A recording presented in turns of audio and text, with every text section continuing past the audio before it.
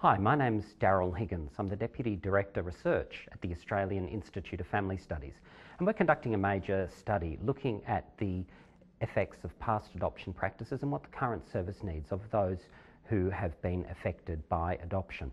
Now, adoption is an important issue that's changed over time. In the early 1970s, there was a peak of adoptions where there was 10,000 in 1 year. Since then, it's dropped to just over 400. And of course, there's some major reasons for that, including changes in the economic supports for single parents, social changes in terms of acceptability of children being born outside of wedlock, changes in fertility, etc.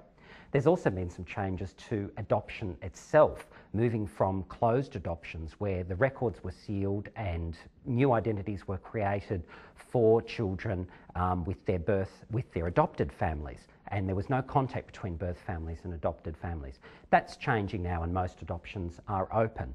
But what we recognise is that from that period of closed adoptions, that there are some significant issues for those people who've been touched by those experiences. And so that's really one of the reasons for our studies, to try and find out more about those impacts.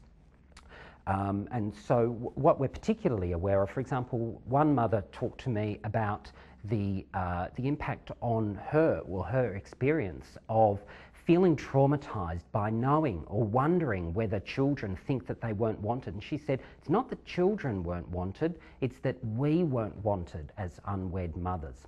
And so it's about finding out more about those experiences and how they're playing out in the lives of mothers, of adoptees, but also fathers, adoptive families and professionals who were around at the time, and those who are currently providing services to these individuals, particularly reunion services for parents and children who are wanting to get in touch and be reconnected. So we're hoping that this study will provide some really useful information about what needs to happen to be able to better support those who've been affected, and we'd value your participation if you have a relevant experience that you would like to contribute. Thank you.